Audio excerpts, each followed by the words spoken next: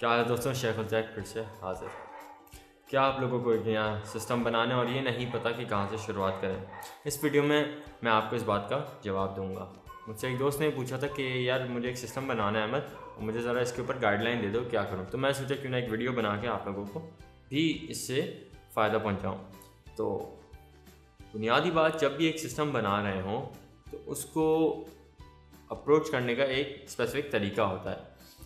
ये भी एक साइंस है, तो इसका भी एक स्पेसिफिक मेथड होता है। अब एक सिस्टम बनाने से पहले हम लोगों को कुछ चीज़ों का ध्यान रखना होगा। मैंने इसको कुछ स्टेप्स में बांट दिया है। पहला स्टेप ये है कि हम लोगों को ये डिसाइड करना होगा कि जो सिस्टम हम बना रहे हैं वो किस चीज़ के लिए है, उसका पर्पस क्या होगा, हमने उस पर काम क्या करना है, टास्क को क्या हैंडल करेगा। गेमिंग करनी है, उस पर हमें उस पर वीडियो एडिटिंग करनी है, हमें उसमें नॉर्मल यूज़ करना है जैसे कि एमएस ऑफिस यूज़ करना है, मूवीज़ देखनी है, इंटरनेट सर्फिंग करनी है, या फिर अगर आपको हाई इंजीनियरिंग एप्लीकेशंस पे उस पर काम करना है या 3D मॉडलिंग करनी है, तो इन तमाम यूसेस के हिसाब से सिस्टम की स्पेसिफिकेशंस में फ़र्क आएगा।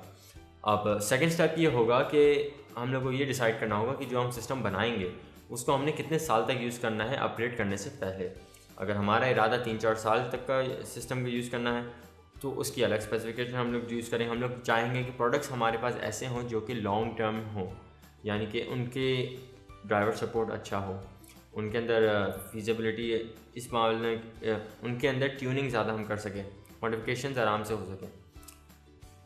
थर्ड स्टेप ये है कि हमें ये डिसाइड करना होगा जो सिस्टम हम बनाएंगे उसका बजट क्या होगा। ये सबसे इंपॉर्टेंट स्टेप होता है, डिसाइड करना कि हमने किस बजट के अंदर रह के काम करना है, क्योंकि इलेक्ट्रॉनिक्स आइटम की मार्केट के अंदर जितना पैसा फेंकेंगे उतना ज़्यादा अच्छा माल मिलेगा।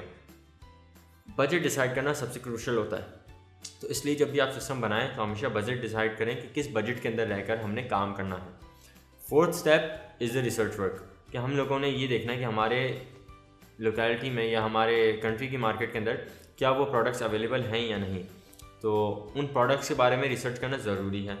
जैसे कि पाकिस्तान के अंदर ज़्यादातर गीगाबाइट और एसूस के प्रोडक्ट्स मिलते हैं, इस तरह बाहर के कंट्रीज़ में आपके पास एसरॉक भी चलता है, आपके पास EVGA भी चलता है, MSI भी होता है। तो तमाम हाई क्वालिटी ड्यूरेबल प्रोडक्ट्स बनाते हैं, लेकिन ये देखना होगा कि हमारे पास कौन से प्रोडक्ट्स ख़रीदना फीजिबल हो, हमारे मुल्क में इसकी वारंटी अवेलेबल हो या ना हो, वो किस स्टोर से मिलेंगे। ऑनलाइन, अब पाकिस्तान के अंदर काफ़ी ऑनलाइन स्टोर्स हैं जो आपको प्रोडक्ट्स देते हैं ये तमाम, तो उनके भी मैं डिस्क्रिप्शन में लिंक्स डाल दूंगा ताकि आप लोग देख सकें।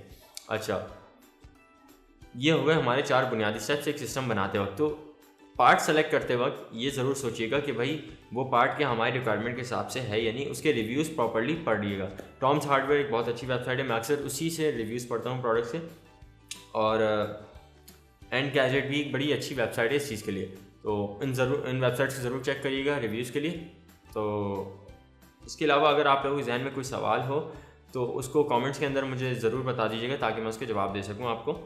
और इस वीडियो को ज़रूर एक थम्स अप दीजिएगा, और नीचे दिए गए सब्सक्राइब बटन को ज़रूर क्लिक करें ताकि मुझे पता चले कि आप लोगों में से कितनों को ये कंटेंट ज़्यादा अच्छी तरह समझ आए और कौन मज़ीद एक्सपेक्ट करते हैं इस तरह के कंटेंट को। तब तक के लिए मुझे इजाज़त दीजिए। उम्मीद करता हूँ इस सवाल का आप लोगों को जवाब मिल चुका होगा। शेख उज़ैक साइनिंग आउट।